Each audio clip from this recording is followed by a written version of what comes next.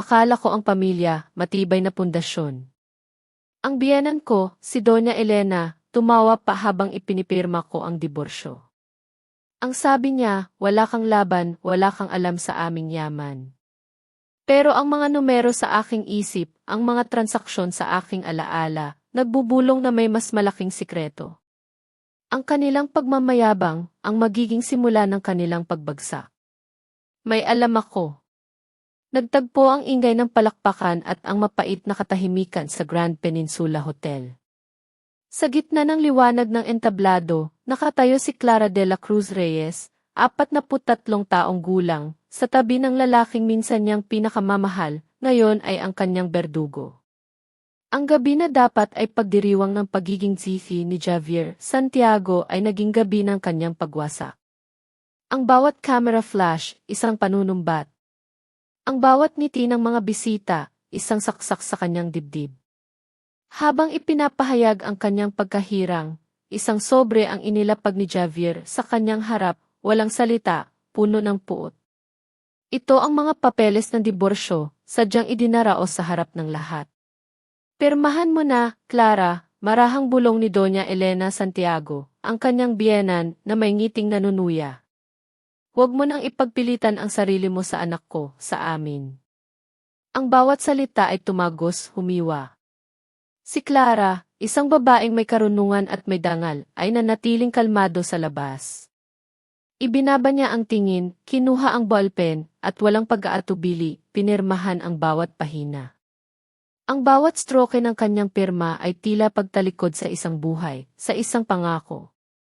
Ngunit sa ilalim ng kanyang panlabas na pagiging kalmado, isang baha ng damdamin ang nagbabanta. Ang kanyang pirma ay hindi tanda ng pagsuko, kundi simula ng isang tahimik na laban, isang taktika. Pinilit niyang ipakita na siya ay gumuho na, nawalan ng laban. Tinalikuran niya sila, humakbang patungo sa labasan, pinipilit ang sarili na maging matatag. Ang liwanag ng spotlight ay sumusunod sa kanya, bawat hakbang, isang kislap ng panunuya. Ngunit bago pa man niya tuluyang abutin ang pinto, naramdaman niya ang panginginig ng kanyang telepono. Isang text message, galing sa isang numerong hindi niya inaasahan, "Huwag kang lumabas, paparating si tatay." Napakunot ang kanyang noo, nagulantang.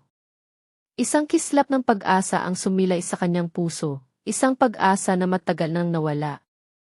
Ang kanyang tatay, isang taong matagal na niyang hindi nakakasama, isang anino sa kanyang buhay. Ngunit hindi pa man niya lubos na napagtanto ang ibig sabihin ng mensahe, isang malakas na tunog ang umalinggaw sa buong silid. Biglang bumukas ang malaking pinto ng silid, may malakas na kalabog. Napalingon ang lahat, pati si Javier at si Doña Elena. Ang musika ay huminto, ang usapan ay nanahimik. Ang lahat ng mata ay nakatuon sa pintuan, kung saan ang isang matangkad na figura ay nakatayo, ang kanyang anino ay humaba sa sahig. Ngunit sa sandaling iyon, hindi pa nakita ni Clara ang mukha ng taong iyon. Ang tanging alam niya ay nagbago ang ihip ng hangin. Ngayon, balikan natin ang lahat. Sa simula ng lahat, kung paano nagsimula ang pag-ibig, ang pagtataksil, at ang matinding pagdurusa na humantong sa gabing ito. Bumalik ang aking alaala, naglakbay sa nakaraang 15 taon. Tila isang pelikula na unti-unting lumilitaw sa aking isip, ang mga larawan ay malabo sa simula, ngunit nagiging mas malinaw sa bawat paghinga. Noon, mas bata pa ako, puno ng pag-asa, at naniwala sa kapangyarihan ng pag-ibig. Noon ko nakilala si Javier Santiago. Siya ay isang batang lalaki noon, puno ng ideya, ng ambisyon, ng pangako. Mayroon siyang charisma, isang ngiti na kayang magpatunaw ng yelo, ngunit sa ilalim niyon, nakita ko na rin ang kanyang kaguluhan, ang kanyang kakulangan sa direksyon. Ang kanyang kumpanya, ang Vanguardia Holdings Corp., ay noon pa lamang nagsisimula, isang punla na hindi pa man tiyak kung mamumunga. Ako, si Clara, bagong graduate ng economics, armado ng aking kaalaman sa financial architecture at matalim na pag-iisip, ay nabulag sa kanyang alindog. Nahulog ako sa kanyang mga pangarap, sa kanyang pangako ng isang kinabukasan na magkasama naming itatayo. Minahal ko siya ng buong puso, nang walang pag-aalinlangan, nang walang kondisyon. Ibinigay ko ang lahat, hindi lamang ang aking pagmamahal, kundi maging ang aking talino, ang aking husay, ang aking mga gabi na hindi natutulog. Sa loob ng maraming taon, naging anino ako sa kanyang tagumpay, isang tahimik na puwersa sa likod ng lahat ng kanyang mga nagawa. Ako ang bumuo ng financial framework ng Vanguardia, ang nagdisenyo ng mga cost reduction protocol na nagligtas sa kanila mula sa maagang pagkalugi. Naaalala ko pa ang mga gabing ginugol ko sa pag-aaral ng bawat detalye, bawat numero, bawat posibleng panganib. Ang aking mga forecasting models ang nagsilbing gabay sa kanilang mga desisyon, ang nagturo sa kanila ng tamang landas. Ako ang nagpatatag ng kanilang pundasyon, ang nagbigay ng istruktura sa kanyang magulong mga ideya, habang si Javier ay abala sa paglalako ng kanyang mga pangarap sa mga investor, sa pagbuo ng mga relasyon. Para kaming isang hindi nakikitang makina, siya ang mukha, ako ang utak, ang puso na nagpapatakbo sa lahat. Ngunit ang lahat ng aking sakripisyo, ang lahat ng aking paggawa, ay hindi kailanman kinilala. Natatandaan ko pa ang gabing iyon, kung saan si Javier ay ginawaran ng Key Entrepreneur of the Year. Nakaupo ako sa madilim na bahagi ng audience, nagmamasid sa kanya, ang puso ko'y puno ng pagmamalaki at saya. Ang kanyang ngiti ay lumiwanag sa entablado, ang palakpakan ay umalinggaw sa buong bulwagan. Sa kanyang speech, pinasalamatan niya ang kanyang pamilya, ang kanyang mga investor, ang kanyang mga kaibigan. Ngunit ni minsan ay hindi niya binanggit ang aking pangalan. Hindi ang aking kontribusyon. Hindi ang aking sakripisyo. Hindi ang aking mga gabi na ginugol sa pagtatrabaho habang siya ay natutulog. Sa sandaling iyon, para akong tinusok ng tinik, isang matalim na sakit na humiwa sa aking dibdib. Pinili kong manahimik, pinili kong umiti, pinili kong itago ang aking sakit. Ito ang simulan ng aking pag-unawa sa utang na loob, na palagi niyang ipinapaalala, ang pagbibigay niya sa akin ng oportunidad, na ginamit niya upang manipulahin ako, upang panatilihin ako sa kanyang anino. Sa bahay, iba ang trato sa akin ng kanyang pamilya. Para kay Doña Elena Santiago, ang aking biyenan, ako ay hindi kailanman naging isang tunay na miyembro ng pamilya. Ang kanyang mga mata ay laging puno ng paghamak, ang kanyang mga salita ay parang lason. Mabuti ka na lang, Clara, madalas niyang sabihin, na may ngiting nanunuya, dahil kailangan ni Javier ng katulong sa opisina. Kung hindi, ano ka na lang? Ako ay isang kikatulong, isang convenient addition, hindi isang asawa, hindi isang kapantay. Ang bawat tingin niya, bawat salita, ay nagpapadama sa akin na ako ay isang panauhin lamang sa sarili kong tahanan, isang anino sa kanilang mundo, isang bagay na madaling itapon kung hindi na kailangan. Ang aking pag-ibig kay Javier ay bulag. Ngunit sa paglipas ng panahon, dahan-dahan, ang mga benda sa aking mata ay natanggal. Unti-unti, nagbago si Javier. Ang aming mga pag-uusap tungkol sa trabaho, ang mga gabing pinag-uusapan namin ang kinabukasan ng Vanguardia, ay unti-unting nawala. Ang kanyang telepono ay madalas na nakasarado, may mga tawag na kinakausap niya ng palihim, lumalabas ng silid upang hindi ko marinig. Hindi na niya ako kinukonsulta sa mga desisyon sa negosyo, kahit na alam niyang ako ang may alam sa bawat pinansyal na detalye ng Vanguardia, ang bawat lihim ng kumpanya. Ang aming pag-ibig ay tila lumalamig, ngunit ang aking pagmamahal ay patuloy na naniniwala sa kanya, sa aming pangako. Ngunit sa ilalim ng lahat ng iyon, ang aking isip ay nagsisimula ng magtanong.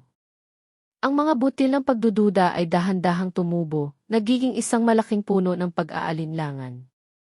Nagsisimula kong mapansin ang mga anino, ang mga lihim, ang mga bagay na hindi niya nais na makita ko. Ang matamis na simulan ng aming pag-ibig ay dahan-dahang napalitan ng pait, ng lumbay, ng pakiramdam na ako ay ginamit. At sa mga sandaling iyon, alam kong may malaking pagbabago na darating, isang pagbabago na magpapabago sa lahat ng aking pinaniniwalaan. Sa paglipas ng mga araw, unti-unting nadama ko ang pagbabago ni Javier. Ang dating init ng aming relasyon ay tila naglalaho, napapalitan ng isang malamig na distansya. Sa simula, pinili kong ipagwalang bahala, umaasa na ito ay pansamantala lamang, isang bahagi ng pagod niya sa trabaho. Ngunit sa paglipas ng mga linggo, ang mga senyales ay naging mas malinaw at hindi ko na ito kayang ipagwalang bahala pa. Nagsimula akong ibigyang pansin ang mga anino, ang mga maliliit na detalye na noon ay hindi ko pinapansin, ngunit ngayon ay sumisigaw ng pagdududa. Ang kanyang telepono ay halos palaging naka-silent mode. Madalas siyang lumalabas ng silid kapag may tumatawag, ang kanyang boses ay bumubulong, tila may itinatago. Ang kanyang mga mata ay madalas na nakakulong sa screen, at kapag tumitingin siya sa akin, mayroon ng malamig na distansya, isang pader na unti-unting bumubuo sa pagitan namin. Hindi na niya ako kinukonsulta sa mga desisyon sa pinansyal ng kumpanya, kahit na alam niyang ako ang may malalim na pag-unawa sa bawat detalye ng vanguardia. Ang aming mga gabi na puno ng talakayan tungkol sa negosyo ay nawala na, napalitan ng katahimikan, o kaya naman ay ng kanyang mga paliwanag na puno ng pagkainip. Isang araw, ipinakilala niya sa akin si Sofia Alcantara, ang kanilang bagong director. Bata, maganda, at malinaw na humahanga kay Javier. Nakita ko sa mga mata ni Javier ang kakaibang kislap, isang bagay na matagal ko nang hindi nakikita sa akin. Sa simula, inakala ko na isa lamang itong karaniwang karibal sa pag-ibig, isang babae na magpapalabas ng aking pagkaselosa. Ngunit ang aking pagdududa ay hindi lamang tungkol sa kanyang kataksilan sa aming kasal. Mayroon ding kakaibang pakiramdam tungkol sa kanyang mga galaw sa kumpanya, isang pakiramdam na may mas malalim na nangyayari. Naalala ko ang mga gabing umuuwi si Javier na may dalang mga dokumento, makakapal na folder na puno ng mga numero at legal na termino. Madalas niya akong pinipirmahan bilang kisaksi o benepisyaryo ng kasal sa iba't ibang papeles. Para lang ito sa bangko, Clara, ang kanyang madalas na paliwanag, kailangan lang nila ng pirma mo para sa compliance. O kaya naman wala ito, karaniwang transaksyon lang. Pinirmahan ko ang mga ito nang walang pag-aalinlangan sa loob ng maraming taon dahil sa tiwala at pagmamahal. Bulag ako sa pag-ibig at nagtiwala ako ng lubusan. Ngunit nang magsimula siyang maging malihim, nang magsimula siyang magtabi ng mga sikreto, nagbago ang lahat. Ang aking isip, ang aking pagsasanay bilang isang ekonomista na may kaalaman sa forensic auditing, ay nagsimulang gumana. Ang personal na sakit ay dahan-dahang napalitan ng propesyonal na pagtingin ng isang malalim na pag-analisa. Habang nagpapanggap akong abala sa bahay, tahimik akong nagsimulang kopyahin ang mga dokumentong ito. Gumawa ako ng mga digital na kopya gamit ang scanner sa aking home office. Inilalagay ang mga ito sa isang nakatagong folder sa aking computer sa ilalim ng isang pangalan na walang sinumang maghihinala. Ang bawat papel, bawat numero, bawat transaksyon ay nagsasabi ng isang kwento. Ang mga maliliit na anomalyang dati ay ipinagsawalang bahala ko bilang administrative errors, ay nagsimulang maging isang pattern, isang palaisipan na kailangan kong lutasin. Ang aking pag-iisip bilang isang risk analyst ay nagising. Ang sakit ng pagtataksil ay dahan-dahang napalitan ng isang malamig na determinasyon. Hindi na ako ang asawang bulag sa pag-ibig na walang ibang nakikita, kundi ang kanyang asawa. Ako ay naging isang tagamasid, isang risk analyst na handang gamitin ang kanyang husay upang hanapin ang katotohanan. Nagsimula akong gumawa ng listahan, ang bawat hinala, bawat detalye ay maingat na inilalagay. Alam kong may malaking bagay na nangyayari at alam kong nasa panganib ang aking kinabukasan. Ang pagbabagong ito ay ang simula ng aking pagbabalik, ang pagkuha ng kontrol sa aking buhay, hindi bilang isang asawa, kundi bilang isang babae na may karunungan at mailaban. Ang bawat impormasyong aksidenteng na ibunyag ni Javier ay nagiging sandata ko. Ano sa tingin ninyo ang susunod kong gagawin? E-comment ninyo sa ibaba at i-share ang inyong mga karanasan. Huwag kalimutang mag-subscribe para sa susunod na kabanata. Matapos kong pirmahan ang mga papeles ng diborsyo sa gitna ng selebrasyon, ang aking puso ay bumigat, ngunit ang aking isip ay tila isang makina na biglang gumana ng napakabilis. Lumabas ako ng silid, dahan-dahan, pinipilit na hindi ipakita ang anumang kahinaan. Ang bawat hakbang ay mabigat, ang bawat hininga ay pinipilit, ngunit ang aking kalooban ay matatag. Ang liwanag ng spotlight ay sumusunod sa akin, parang isang paalala ng pampublikong kahihiyan. Ngunit sa bawat hakbang napapalayo ako, lalong lumilinaw ang lahat. Hindi ito pagtatapos. Ito ay simula ng laban. Habang naglalakad ako sa pasilyo, ang mga probisyon ng divorce settlement ay unti-unting lumilitaw sa aking isip. Bawat isa ay tila isang piraso ng isang malaking puzzle. Ang bahay, iyon ang aming bahay, ngunit puno pala ito ng utang. Ang 3 milyong piso, isang napakaliit na halaga para sa 15 taong pagsasama, isang symbolic gesture, ang tawag niya rito, ngunit para sa akin, isa itong insulto. At ang pinakamahalaga, isang confidentiality agreement, isang kasunduan sa katahimikan. Ang lahat ng ito ay hindi isang paglaya kundi isang patibong. Isang patibong na maingat na inihanda. Napagtanto ko na ang silent deal, ang kasunduan sa katahimikan, ay hindi upang itago ang pera o ang kanyang pagkakasala sa pagtataksil. Ito ay upang itago ang mas malalaking bagay, ang kanyang mga maling gawain sa pinansyal, ang kanyang mga katiwalian. Nais niya akong burahin, gawin akong inaiwas-iwas, isang tao na walang karapatang magsalita, isang anino na walang epekto. Hindi niya lamang nais na ako ay iwanan, nais niyang ako ang maging kape sa lahat ng kanyang maruming laro. Ang kanyang pagmamataas ay naging isang nakamamatay na kahinaan. Sa bawat hakbang, lalong lumilinaw ang kanyang taktika. Alam ko ang bawat galaw niya, ang bawat motibo niya. Javier, ang lalaking minsan kong tinawag na asawa, ay hindi lamang isang taksil. Siya ay isang henyo sa kasamaan. Napagtanto ko na ang pagpili niya sa araw na ito, ang araw ng kanyang pagkahirang bilang upang isagawa ang diborsyo, ay mailayunin. Nais niyang gumawa ng isang malinis na slate, maghugas ng kamay mula sa kanyang nakaraan.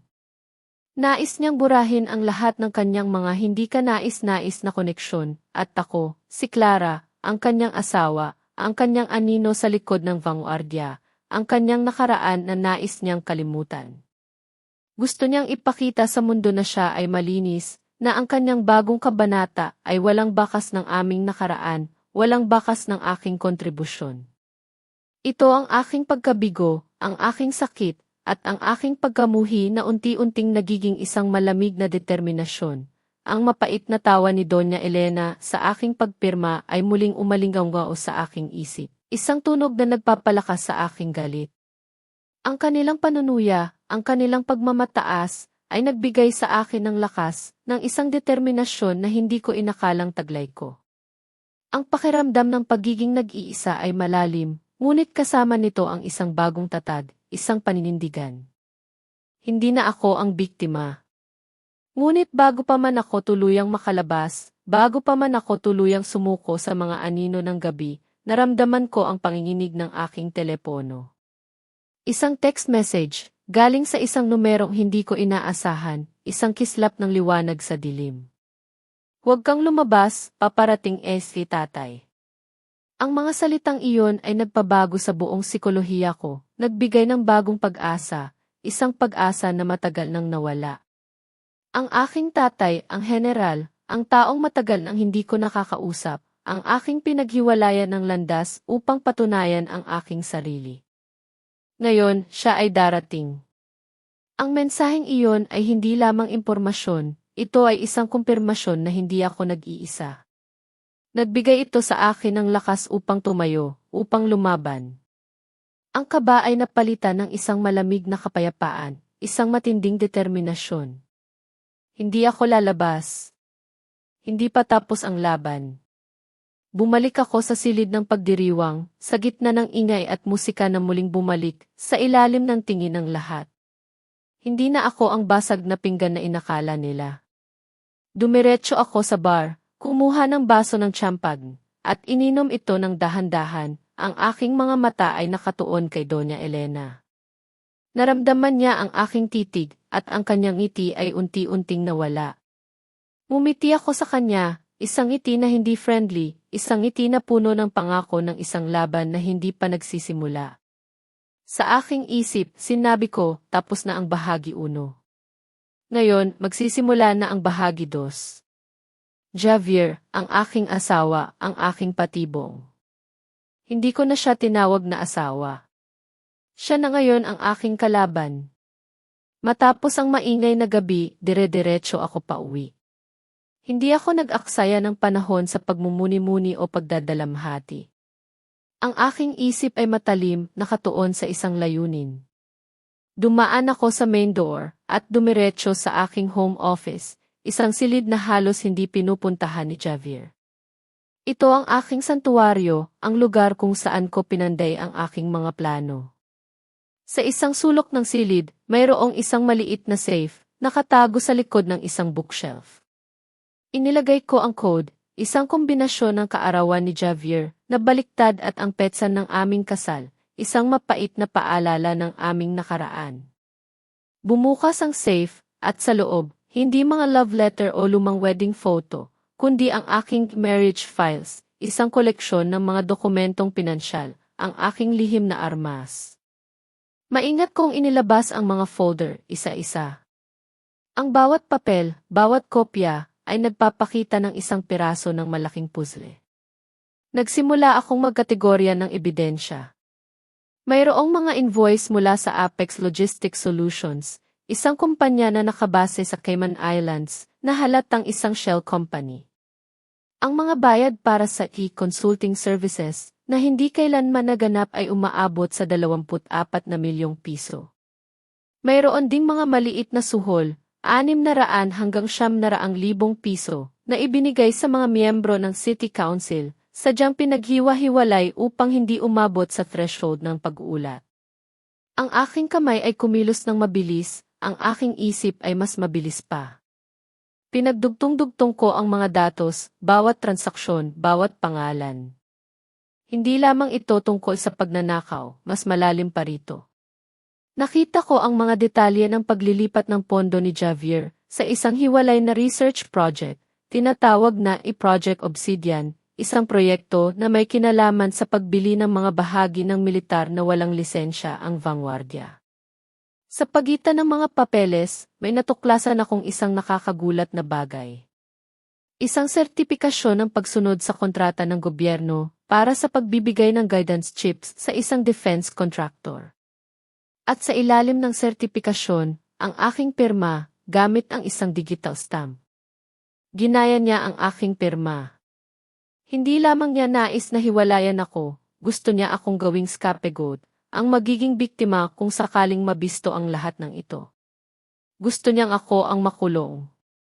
Ang kanyang pagtataksil ay lumampas na sa pag-ibig, lumampas na sa pera. Ito ay isang plano upang wasakin ang aking buhay. Kinuha ko ang aking telepono at dinyal ang numero na matagal ko nang hindi na-save, ang numero ni Atty. Ricardo Cardo Morales, isang matapat at epektibong abogado. Cardo, sabi ko, ang aking boses ay kalmado, ngunit may pahiwatig ng galit, mayroon akong kaso para sa iyo. At ito ay magiging malaki. Ang katotohanan ay dahan-dahang nagsasama-sama, at handa akong ipakita sa mundo ang tunay na mukha ni Javier, Santiago. Narito ang unang 5 bahagi ng iyong kwento. Patuloy ang aming pagtatrabaho. Ang aming opisina, ang dating silid-aklatan ng aking tahanan, ay naging sentro ng isang tahimik na laban, isang war room. Kasama ko si Atty. Ricardo Cardo Morales, ang aking matalinong abogado, at si Sarah, ang dalubhasa sa pinansyal mula sa Stonebridge Forensic Services. Ang bawat sandali, bawat pagbusisi sa mga dokumento, ay nagdadala sa amin palapit sa katotohanan, isang katotohanan na mas masakit kaysa sa aking inaakala. Ang mesa ay puno ng mga financial statements, bank records, at mga kopya ng transaksyon ng Vanguardia Holdings Corp. Ang bawat papel ay tila bumubulong ng isang sikreto, isang katiwalian. Habang inaanalisa ni Sarah ang mga daloy ng pera, natuklasan niya ang isang bagong anino, ang North Star Freight Corp. Isang pangalan na hindi pamilyar sa akin, isang kumpanya na nakabase sa Delaware, malayo sa mga mata ng mga nagdududa. Sa loob lamang ng 18 buwan, 72 milyong piso, isang napakalaking halaga, ang inilipat mula sa Vanguardia patungo sa North Star. Para saan? Para sa mga serbisyong konsultasyon na walang bakas ng pagiging totoo. Ito ay malinaw na isang shell company, isa pang kasangkapan sa pandarayan ni Javier. Ang aking puso ay bumigat. Ang lalaking minahal ko, ang ama ng aking mga pangarap, ay isang mandaraya, isang magnanakaw. Hindi lang iyon. Mayroon kaming ebidensya na ang pera mula sa mga shell company na ito, ang mga nakaw na milyon-milyong piso, ay bumabalik sa Vanguardia bilang mga bonus para kay Javier at sa kanyang piling grupo. Isang pabuya para sa katiwalian, isang gantimpala para sa kasamaan. Ang kanyang mga tagumpay, ang kanyang mga parangal, ay itinayo sa pundasyon ng kasinungalingan at nakaunayaman. Naramdaman ko ang isang malamig na galit na kumalat sa aking buong katawan, isang galit na hindi sumisigaw, kundi humihinga ng malalim, naghihintay ng tamang oras. Ngunit ang pinakamatinding pagtuklas, ang ebidensya na nagpakita ng kanyang tunay na kulay, ay dumating sa anyo ng isang email chain. 6 na buwan na ang nakalipas, nagpalitan ng mensahe si Javier at si Gary, ang kanyang operations director. Sa mga email na ito, walang pag-aalinlangan na iniutos ni Javier, kay Gary na gamitin ang Ticon Duca Clara, ang aking digital stamp, sa lahat ng compliance documents. Tinawag niya ako na firewall, ang kanyang gigigianvla, laban sa anumang pag-imbestiga. Iyon ang mga salita niya. Gamitin mo ang selyo ni Clara, siya ang ating firewall. Ito ay isang direkta, malinaw, at hindi maikakailang patunay ng kanyang balak na ipahamak ako. Hindi niya lamang nais na iwanan ako, nais niyang sirain ang aking buhay, gamitin ako bilang panangga sa kanyang mga krimen. Sa sandaling iyon, ang lahat ng piraso ng puzzle ay nagkahugis. Ang kanyang tunay na plano ay nagpakita ng kanyang sarili sa liwanag, isang plano na mas malalim at mas masama kaysa sa simpleng pagtataksil. Ang diborsyo ay hindi lamang tungkol sa akin at sa kanyang bagong babae. Ito ay isang maingat na inihandang patibong. Nais niyang ilagay sa akin ang lahat ng sisi, gawin akong scapegoat, sa pagdating ng mga audit para sa 24 na bilyong pisong pagkuha ng Cybernetics Innovations Inc. na magaganap sa susunod na Biyernes. Naalala ko, 1 linggo bago ang gabi ng pagwasak, nakita ko ang isang file sa kanyang computer. Ang pangalan nito ay Total Liability Release de la Cruz Reyes. Nililikha niya ang aking pagbagsak. Sadyang plinano niya ang lahat, bawat detalye, upang ako ang magbayad sa kanyang mga kasalanan. Agad kong kinuha ang aking telepono, ang aking mga daliri ay mabilis na nag-type, ngunit ang aking isip ay nanatiling kalmado, nakatuon. Nagpadala ako ng mensahe kay Atty. Cardo Morales. Ikinukulong niya ako, ang sabi ko, ang bawat salita ay puno ng matinding galit ngunit kontrolado. Hindi lang ang bahay. Ini-set up niya ako para akuin ang kasalanan sa mga krimen ng federal. Naintindihan niya ang bigat ng aking mensahe. Ang aking personal na sakit ay nagiging isang sandata para sa katarungan. Hindi nagtagal, nakatanggap si Atty. Cardo ng impormasyon mula sa Stonebridge. Ang agenda ng board meeting sa Biyernes ay naglalaman ng item number 4. Fasahin ang lahat ng dating sertipikasyon ng pagsunod at pagtatasa ng panganib na isinagawa ng external consultant na si Kay De La Cruz Reyes. Ito ang aking deadline. Ang huling pagkakataon na siya ay magtatangkang lubos na sirain ako. Ngunit sa pagkakataong ito, handa na ako. Hindi na ako ang kanyang panangga. Ako na ang magiging tagahatol. Ang mga araw na sumunod ay puno ng matinding tensyon, para akong lumalakad sa manipis na yelo. Si Javier, pakiramdam ko, ay nagiging mas desperado. Sunod-sunod ang kanyang mga tawag at mensahe, puno ng banta, sinusubukan akong basahin, suriin kung mayroon akong hinahanap na mga dokumento ng kumpanya. Ngunit ako, kalmado, ay nanatiling matatag. Ang aking boses ay malumanay, ngunit ang aking isip ay matalim. Javier, ang aking sabi sa kanya, isang hapon, nang muli siyang tumawag, hindi mo na kailangan pang mag-alala sa mga papeles ng kumpanya. Abangan ko na lang ang tax audit para sa bahay, ang bahay na punong-puno ng utang. Alam mo naman, kailangan kong ayusin ang lahat ng papel upang hindi ako magkaproblema sa GIFI. Ang bawat salita ko ay maingat na binalangkas, isang maling direksyon upang ipaalam sa kanya na ako ay nag-aalala lamang sa aking sariling kinabukasan, sa aking maliit na mundo. Hindi niya alam, ang aking mundo ay lumalaki at ang kanyang mundo ay lumiliit. Isang hapon, hindi inaasahan, dumating si Doña Elena Santiago sa aking bahay. Ang kanyang mukha ay puno ng pagmamataas, ang kanyang mga mata ay nanunuya. Naupo siya sa aking sala, tila siya ang may-ari ng lahat. Ano pa bang inaasahan mo, Clara? Ang kanyang sabi, ang kanyang tinig ay matalim, parang kutsilyo. Wala ka ng pakinabang kay Javier. Ang iyong papel ay tapos na. Wala ka ng lugar dito. Ang bawat salita niya ay tumagos, ngunit pinili kong manahimik, nagmamasid. Sa kanyang pagmamayabang, sa kanyang pag-iisip na ako ay isang babaeng talunan, aksidente niyang naibunyag ang isang mahalagang detalye. Alam mo ba, higit 120 milyong piso ang pera ni Javier sa offshore account sa Cayman Islands.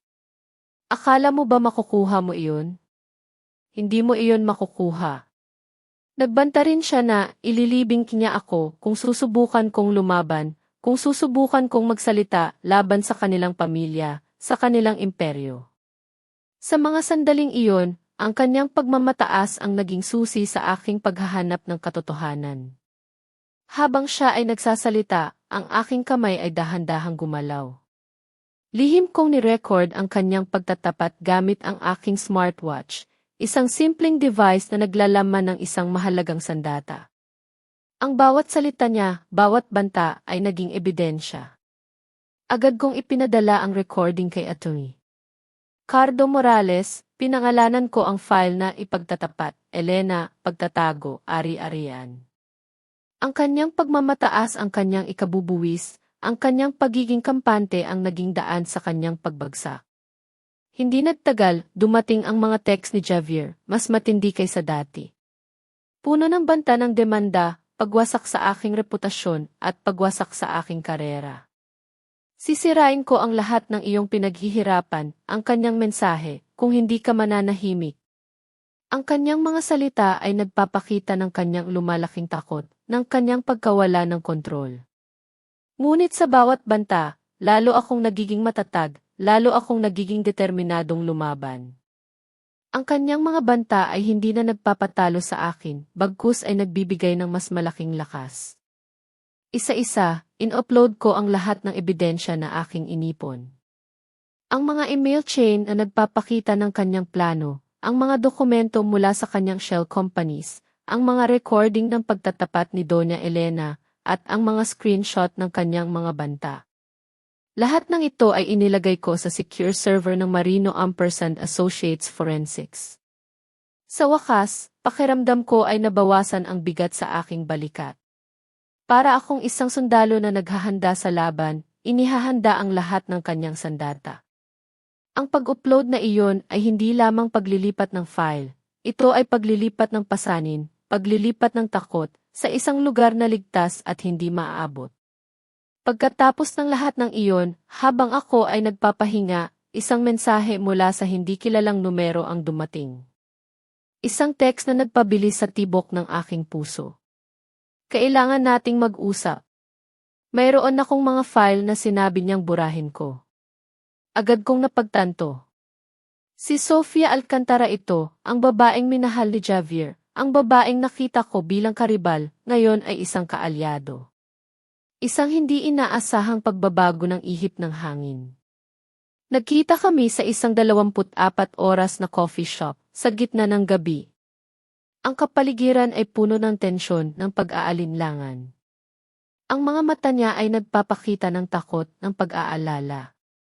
Clara, ang kanyang sabi, ang kanyang boses ay nanginginig. Inutusan ako ni Javier na burahin ang lahat ng ebidensya, kabilang ang mga email at draft na dokumento na may pirma mo. At pinilit niya akong lumagda sa isang peking testimonya upang ikaw ang sisihin. Ang kanyang mga salita ay nagpapatunay sa lahat ng aking hinala, sa lahat ng aking natuklasan.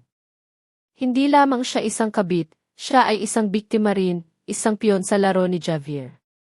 Ibinigay niya sa akin ang isang USB drive na naglalaman ng lahat ng kanyang kinopya, mga dokumento, mga komunikasyon, lahat ng ebidensya na kanyang pinanatili. Ang kapalit, immunity from prosecution ni O. Whistleblower status. Hindi ito tungkol sa paghihiganti. Ito ay tungkol sa kaligtasan, sa hustisya. Kinamayan ko siya, isang pakikipagkasundo na nabuo sa gitna ng pagtataksil at panganib. Nang makita namin ni Atty. Cardo ang ebidensya mula kay Sofia, nagbago ang aming diskarte. Ang kaso ay lumawak, naging mas malaki, mas seryoso. Hindi na ito simpleng kaso ng diborsyo, isang labanan para sa ari-arian. Ito ay isang federal na kasong kriminal, isang key conspiracy to defraud the government at obstruction of justice. Si Javier ay hindi lamang isang mandaraya, siya ay isang kriminal na nagtatangkang gambalain ang batas. Ang huling desisyon ay ginawa. Hindi namin pipigilan ang board meeting. Hahayaan namin itong mangyari. Ang board meeting na dapat ay maging kanyang tagumpay ay magiging kanyang pagbagsak. Ito ang magiging kanyang pampublikong patibong, isang eksena na hindi niya kailanman makakalimutan. Ang kanyang pagmamataas ang magiging kanyang kalaban, at ang kanyang mga kasalanan ang magiging kanyang hukom. Kung kayo ay nakikinig pa hanggang dito, tulungan ninyo akong magkomento ng isa sa ibaba, upang malaman kung mayroon pa ring mga kasama akong naglalakbay sa buong paglalakbay na ito. Ang inyong presensya ang pinakamalaking inspirasyon upang ipagpatuloy ko ang huling bahagi, kung saan ang katarungan ay mananaig at ang katotohanan ay lilitaw sa liwanag. Ang pinakamahirap na desisyon ay hindi ang pagharap kay Javier o ang paghahanap ng mga ebidensya. Ito ay ang humingi ng tulong. 4 na taon na ang lumipas mula nang huli kaming nag-usap ng aking ama, si General Manuel Manny de la Cruz. Buong buhay ko, pinilit kong patunayan na kaya kong tumayo sa sarili kong mga paa, na kaya kong labanan ang mundo ng nag-iisa. Ang pagiging independent, iyon ang mantra ko, ang pader na aking itinayo sa pagitan ko at ng kanyang malakas na presensya. Ngunit ngayon, ang pader na iyon ay gumuho na. Nais ko ang katarungan, at alam kong ang laban na ito ay hindi ko kayang ipanalo ng mag-isa. Umupo ako sa aking home office, ang telepono ay nasa aking kamay, mabigat. Kinapa ko ang kanyang numero sa aking phonebook, ang pangalan niya ay nakasulat lamang bilang E-General. Ang aking kamay ay bahagyang nanginginig nang dinyal ko ang numero. Nagring ito ng 3 beses, at sa bawat ring, pakiramdam ko ay bumalik ako sa aking pagkabata, sa mga panahong hinahanap ko ang kanyang pagkilala, ang kanyang pagmamahal. Ngunit ngayon, hindi ito tungkol sa damdamin. Ito ay tungkol sa kaligtasan, sa hustisya. General de la Cruz, ang kanyang tinig ay malalim at walang emosyon, agad na tinugon ang tawag. Walang kumusta ka, anak, o anumang sentimental na salita na madalas marinig mula sa ibang ama. Hindi ko rin naman iyon inaasahan. Kilala ko siya. Clara, ang kanyang sabi, ang kanyang boses ay nagpapahiwatig ng kanyang pagiging abala at direkta. Ano ang problema? Mabilis akong nagsalita, walang paligoy-ligoy, walang pag-aalinlangan. Ang bawat salita ay may bigat, puno ng katotohanan. Tatay, ang sabi ko, ang salitang itatay ay matagal ang hindi lumabas sa aking bibig. May kaso ako laban kay Javier. Pandaraya sa kontrata ng Department of National Defense, peking pirma sa mga sertipikasyon ng pagsunod, mga shell company sa ibang bansa, mahigit 120 milyong pisong pagnanakaw. At higit sa lahat, ang plano niya na ako ang gawing scapegoat, ang sisihin sa kanyang mga krimen sa gobyerno, tatay. Nais niyang ako ang makulong. Ang aking boses ay kalmado, ngunit ang bawat salita ay nagdadala ng bigat ng aking galit at sakit. Ito ay hindi lamang tungkol sa akin. Ito ay tungkol sa integridad sa batas. Sa kabilang linya, narinig ko ang isang mahabang paghinga, isang senyales na seryoso niyang pinakikinggan ang bawat detalye. Kon ang kanyang firewall, ang kanyang sabi, ang bawat salita ay tumago sa aking kaluluwa, isang pagkilala sa aking kontribusyon, sa aking pagdurusa. Ipadala mo ang lahat ng ebidensya sa akin sa TV Secure Channel. Ngayon, walang tanong, walang pagdududa, tanging tiwala. Alam niya ang kalagayan. Ang kagyat na pagtugon niya ay nagbigay sa akin ng kakaibang kapayapaan. Ipinaliwanag niya ang mga susunod na hakbang, ang kanyang boses ay nagpapakita ng otoridad at kumpiyansa.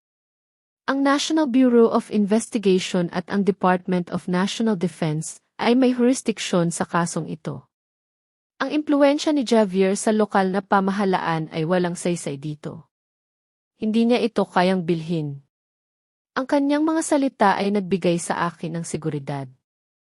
Ito ay nagpapagana ng utos ng Inspector General, wika niya. Mayroon tayong jurisdiksyon.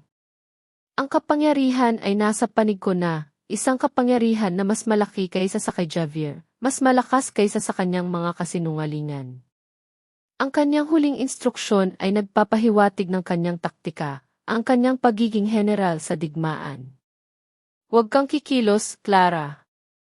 Kailangan mong iparamdam sa kanya na ligtas siya. Kailangan mong iparamdam sa kanya na nanalo siya. Huwag mo siyang bigyan ng anumang dahilan para magduda. Hayaan mo siyang maging kampante. Ang kanyang boses ay naging maseryoso, mas matatag. Ako mismo ang mangunguna sa cleaning crew. Biyernes ng alas 10 ng umaga, sa board meeting ng Vanguardia. Ang cleaning crew niya ay hindi naglilinis ng kalat. Ito ay naglilinis ng krimen ng katiwalian. Alam kong ang ibig niyang sabihin ay ang mga espesyal na operatiba ng FB. Ang kanyang mga tauhan na sanay sa ganitong klase ng operasyon. Bago kami tuluyang magpaalam, maihuling habilin siya, isang babala na tumatak sa aking isip, isang sandata sa aking pagharap sa laban. Clara, kapag bumukas ang pinto sa Biyernes, wika niya, matigas ang tinig na parang bato, hindi isang ama na nagpapayo, kundi isang general na nagbibigay ng huling utos sa kanyang sundalo. Huwag kang tumingin sa sahig. Huwag kang tumingin sa iyong asawa. Tumungo ka sa harapan. Tumingin ka sa akin at huwag kang kukurap. Ang kanyang mga salita ay nagtanim ng bagong tapang sa aking puso. Sa sandaling iyon, ang aking takot ay nawala, napalitan ng isang malamig na kapayapaan at matinding determinasyon. Ang kanyang tiwala sa akin, ang kanyang pagkilos para sa akin, ay sapat upang mawala ang lahat ng aking pag-aalinlangan. Pagkatapos ng tawag, lumabas ako ng bahay at sumakay sa aking sasakyan. Hindi na ako isang biktima na bumalik sa pinangyarihan ng krimen, kundi isang advanced observer na nagmamarka ng target para sa airstrike. Ang digmaan ay malapit nang matapos at handa na akong masaksihan ang pagbagsak ng isang hari na nagtayo ng kanyang imperyo sa kasinungalingan at pagtataksil.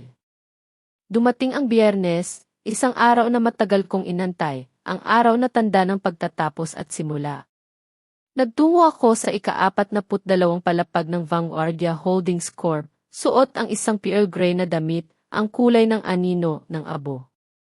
Hindi ako nagbihis upang maging kapansin-pansin, kundi upang maging malabong alaala, isang figura na madaling makalimutan. Ang aking mukha ay kalmado, walang bakas na matinding tensyon na bumabalot sa aking kalooban. Pinilit kong lumakad na tila isang babaeng talunan, na tila wala ng pag-asa, isang basag na pinggan na madaling itapon. Ang bawat hakbang ko ay sinasadya, mabagal, ngunit may layunin. Pagdating ko, agad akong inihatid sa isang pribadong waiting room. Doon, naghihintay na si Javier at si Doña Elena Santiago. Ang kanilang mga mukha ay puno ng pagmamataas, ng mga ngiti ng tagumpay na tila ba ay kanila na ang lahat. Si Javier, nakangiti ng mapanukso, ay inilapag sa mesa ang isang makapal na dokumento. Clara, ang kanyang sabi, ang kanyang boses ay may bahid ng panunuya, pirmahan mo ito. Ito ang huling papel na magpapalaya sa iyo sa lahat. Ang dokumentong ito, ang isinumpaang pahayag ng voluntaryong pagtalikod at pagpapatibay ng nakaraang gawa, ay hindi isang kasunduan ng paglaya. Ito ay isang detalyadong pagtatapat, isang dokumento na magpapatunay na ako ang may pananagutan sa lahat ng kanyang pandaraya, ang magiging aking hukay. Kinuha ko ang panulat, ang aking kamay ay hindi nanginginig. Binasa ko ang bawat pahina, ang bawat probisyon, at sa bawat pahina, matapos ang aking pirma, nagdagdag ako ng isang maliit, halos hindi nakikitang linya pa tayo pagkatapos ng petsa. Ito ang aming lihim na code ni Atty. Cardo, isang senyales na ang aking pirma ay pinilit, na ang aking kalooban ay nasa ilalim ng banta. Isang tahimik na paglaban, isang marka ng katotohanan na nakatago sa ilalim ng kanyang pagmamataas. Sa bawat pahinang pinirmahan ko, lalong lumaki ang ngiti ni Javier at ni Doña Elena. Ang kanilang mga mata ay nagpapakita ng tuwa ng pagwawagi. Nang matapos ako, isinara ni Javier ang dokumento, ang kanyang mga mata ay nagniningning sa pagmamalaki. Nagbuhos siya ng whiskey sa 2 baso at itinaas ang isa. Sa wakas, malaya na ako sa lahat ng pasanin, ang sabi niya habang nakatitig sa akin ng may paghamak. Ang hagdan na aking inakyat. Ang empleyado na aking ginamit. Ngayon, basura na. Ang kanyang mga salita ay parang suntok, ngunit nanatili akong kalmado.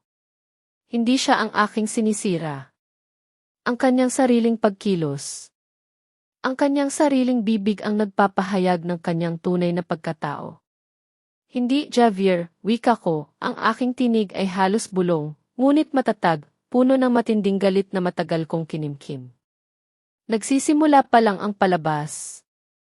Sa sandaling iyon, isang malakas na kalabog ang umalingaw sa silid. Ang malaking pinto ng boardroom ay bumukas ng biglaan, bumangga sa dingding. Lahat ng mata, pati ang mga mata ni na Javier at Doña Elena, ay napalingon sa pintuan. Sa bukana ng pinto, nakatayo si General Manuel de la Cruz, ang aking ama, ang kanyang presensya ay malakas, puno ng otoridad. Sa kanyang tabi, 2 ahente ng National Bureau of Investigation, mula sa unit ng operasyon ng gitna, ang kanilang mga mukha ay seryoso, walang emosyon, ang kanilang mga mata ay matalim. Ang hangin sa silid ay tila nagbago, naging mabigat, puno ng tensyon. Ang ingay ng pagdiriwang ay agad na namatay. Ang lead agent ay humakbang pasulong, ang kanyang boses ay malinaw at malakas, tumatago sa bawat sulok ng silid. Javier Santiago, sabi niya, mayroon kaming warrant of arrest at search warrant para sa pandaraya sa kontrata at pakikipagsabwatan laban sa kagawaran ng pambansang depensa. Biglang naglaho ang ngiti ni Javier, napalitan ng gulat, ng pagkalito. Ang kanyang mukha ay namutla. Si Doña Elena ay nagulantang, ang kanyang baso ng whiskey ay muntik ng mahulog. Hindi. Nagkakamali kayo, sigaw ni Javier, pinipilit na ipagtanggol ang sarili, ang kanyang boses ay nanginginig. Ang mga sertipikasyon na iyon ay nilagdaan ng opisyal ng pagsunod. Ang asawa ko ang nangasiwa sa pagsunod. Siya ang lumagda sa lahat. Ang kanyang daliri ay nakaturo sa akin, puno ng pagkalito, ng pagtatangka na ako ang sisihin, tulad ng kanyang nakasanayan. Ngunit bago pa man niya matapos ang kanyang pagtatanggol, pumasok si Sofia Alcantara, ang kanyang mukha ay seryoso, ang kanyang mga mata ay diretsyo, puno ng katotohanan. Hindi, malinaw na sabi niya, ang kanyang tinig ay matatag, inutusan niya ako na burahin ang lahat ng ebidensya, at pinilit niya akong lumagda sa isang peking testimonya upang sisihin si Clara. Ibinigay niya ang AFP drive sa mga ahente, isang sandatan ng katotohanan na nagpapatunay sa kanyang mga kasinungalingan. Si Javier ay tuluyang nawala ng kontrol. Ang kanyang mukha ay puno ng matinding pagkagulat at pagtataksil. Traidor, ang kanyang sigaw kay Sofia, ang kanyang boses ay puno ng galit at sakit. Ngunit huli na. Hinarap ni General de la Cruz si Javier, ang kanyang tingin ay matalim, puno ng otoridad. Ginawa mong baluti si Clara, ang sabi ng aking ama, ang kanyang boses ay nagpapakita ng kanyang pagkabigo at galit. Ngayon, ang baluti ay tinanggal at wala ka ng matataguan. Ang kanyang mga salita ay tumagos, at sa sandaling iyon, nakita ko ang pagbagsak ng isang hari, ang pagbagsak ng isang lalaking nagtayo ng kanyang imperyo sa kasinungalingan at pagtataksil. Kinapitan si Javier, ang kanyang mga kamay ay nilagyan ng posas. Hinatak siya papalabas ng silid, ang kanyang mukha ay puno ng pagkatalo, pagkalito at takot. Ang kanyang imperyo ay gumuho sa isang iglap. Ang katarungan, sa wakas, ay nanaig. Hindi ito ang aking paghihiganti. Ito ang pagpapanumbalik ng batas ng integridad. At sa gitna ng lahat ng ito, nakatayo ako, hindi na isang biktima, kundi isang saksi sa katotohanan. Ang sumunod na 48 oras matapos ang pag-raid ay tila isang mabilis na agos ng mga pangyayari, puno ng mga desisyon at pagbabago. Ang mundo ay umikot at ang mga dating matatag na pundasyon ay unti-unting gumuho. Agad na nagpulong ang board ng Vanguardia Holdings Corp., isang emergency meeting na ginanap ng mabilisan. Ang kontrata ni Javier ay agad na kinansela at ang lahat ng kanyang stock options, ang kanyang yaman na pinaghirapan niya sa pamamagitan ng pandaraya, ay kinumpiska. Ang kanyang imperyo ay unti-unting nalusaw, parang yelo na natunaw sa init.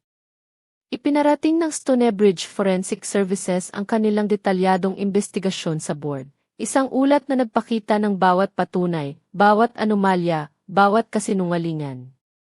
Kinumpirma nito ang lahat ng ebidensya na aking inipon, ang bawat pahina, bawat numero, bawat email na nagpapakita ng kanyang katiwalian. Ang lahat ng aking tahimik na pagtatrabaho, ang aking mga sakripisyo, ay sa wakas ay napatunayan. Ang katotohanan ay lumabas sa liwanag, maliwanag at hindi maikakaila. Kasabay nito si Atty. Cardo Morales, sa kanyang kahusayan, ay naghain ng emergency petition sa Korte ng Pamilya. Inilalatag niya ang bawat ebidensya ng pandaraya sa diborsyo, ang pamimilit at ang pagtatago ng ari-arian. Ang aming kasunduan sa diborsyo, na minsan ay akala ko ay ang aking katapusan, ay naging simula ng kanyang pagbagsak. Ang batas ay kumikilos, dahan-dahan ngunit sigurado. Sa labas ng bulwagan ng korte, habang papalabas ako sa isang pagdinig, hinarap ako ni Doña Elena Santiago. Ang kanyang mukha ay puno ng takot at desperasyon, wala na ang dating pagmamataas. Sinubukan niya akong suhulan, 500,000 piso muna, pagkatapos ay 1,000,000 piso. Clara, ang kanyang sabi, ang kanyang tinig ay nanginginig, kalimutan na natin ang lahat ng ito. Tanggapin mo na ito at manahimik ka na. Hindi ko ibebenta ang aking katahimikan, Doña Elena, ang aking tugon, ang aking boses ay kalmado ngunit matatag. Kinuha ko ang aking cellphone. Pinatugtog ko ang recording ng kanyang pagtatapat, ang kanyang pag-amin tungkol sa offshore account ni Javier sa Cayman Islands. Ang kanyang mukha ay namutla, puno ng matinding pagkagulat at takot. Tumakbo siya. Ang kanyang pagmamataas ay tuluyang nawasak, ang kanyang mga yapak ay mabilis na nawala sa bulwagan. Ang kanyang pagiging kampante ang naging susi sa kanyang sariling pagbagsak. Sa loob ng korte, ang hukom ay nagbigay ng kanyang hatol. Ang kanyang boses ay malinaw at matatag. Ang orihinal na kasunduan sa diborsyo ay agad na kinansela. Ang aking puso ay tila nakalaya mula sa matagal na pagkabilanggo. Ngunit mayroon pang huling pagkabigla. Ibinunyag na si Javier ay kumuha pa ng 24 na milyong piso mula sa pangalawang mortgage sa bahay na ibinigay niya sa akin na nag-iiwan sa akin ng malaking utang. Ang kanyang kasinungalingan ay umabot sa sukdulan. Ngunit ang hukom ay hindi nag-atubili. Ipinahayag niya na ang kilos ni Javier ay masamang hangarin, simple at simple, isang malinaw na pahayag ng kanyang kasalanan. Iniutos niya na si Javier ang sasagot sa 100% ng lahat ng aking legal na gastos, isang kabayaran para sa kanyang mga kasinungalingan. Ang kanyang personal na ari-arian ay ipi-freeze upang masiguro na makukuha ko ang aking patas na bahagi ng mga ari-arian, isang katarungan na matagal kong inasam. Pagkatapos ng lahat, sa isang pasilyo ng korte, muli kaming nagkaharap ni Javier. Nakasuot siya ng orange na uniform ng bilanggo, nakaposas ang kanyang mga kamay, ang kanyang mukha ay puno ng galit at pagkatalo. Sinira mo ako, Clara, ang kanyang sabi, ang kanyang boses ay puno ng paghihinakit, pilit pa ring isinasara sa akin ang sisi. Hindi ikaw ang sinira ko, Javier, wika ko, ang aking boses ay kalmado at matatag, walang emosyon, walang bakas ng dating pagmamahal. Itinigil ko lang ang pagprotekta sa iyo. Ang iba pa ay ginawa mo ng mag-isa. Tinalikuran ko siya at naglakad palayo. Hindi na ako ang kanyang panangga, hindi na ako ang kanyang biktima. Sa labas ng bulwagan ng korte, naghihintay ang aking ama, si General Manuel de la Cruz. Walang emosyonal na yakap, walang luha, tanging ang tahimik na pag-unawa na nabuo sa pagitan namin. Sa kanyang mga mata, nakita ko ang pagmamalaki, isang pagkilala na hindi ko kailanman hinanap, ngunit ngayon ay aking natanggap. Napanatili mong kalmado, ang kanyang sabi, ang kanyang boses ay malumanay ngayon, puno ng respeto. Iyon ang pinakamahirap na bahagi. Umiti ako sa kanya, isang ngiti na puno ng pag-unawa at paggalang. Ang aming relasyon ay hindi na kailangan pang puno ng malalaking salita. Ang aming pagkilos, ang aming pagtitiwala sa isa't isa, ay sapat na. Naglakad ako palayo sa korte, ang sikat ng araw ay dumadampi sa aking balat. Ang pakiramdam ng paglaya ay tumago sa bawat bahagi ng aking pagkatao. Pakiramdam ko ay malaya ako, malakas at may kontrol sa aking buhay. Hindi na ako kailangang magtago sa mga anino, hindi na ako kailangang maging isang anino sa buhay ng iba. Ang mundo ay sapat na malaki para sa akin kung ano ako, isang babaeng natuto sa matinding pagsubok, isang babaeng nagbalik sa kanyang sarili. Ang aking paglalakbay ay natapos na, at ang isang bagong simula ay naghihintay, puno ng pag-asa at kalayaan. Ang kwento ni Clara de la Cruz Reyes ay nagtatapos dito. Ano ang masasabi ninyo sa mga desisyon ni Clara? May iba pa ba kayong gagawin kung kayo ang nasa kalagayan niya? Ibahagi ang inyong saloobin sa comment section. Binabasa ko po ang bawat isa. Kung ang kwentong ito ay nagpakaisip o nagpadama sa inyo ng anuman, huwag kalimutang mag-iwan ng like. Ibahagi ito sa inyong naniniwala na madarama rin ang kwento. At mag-subscribe sa channel na Luha sa Katahimikan upang hindi makaligtaan ang mga susunod na misteryo. Magkita-kita tayo sa susunod na kwento at sino ang nakakaalam, sa susunod baka kayo naman ang maging bida.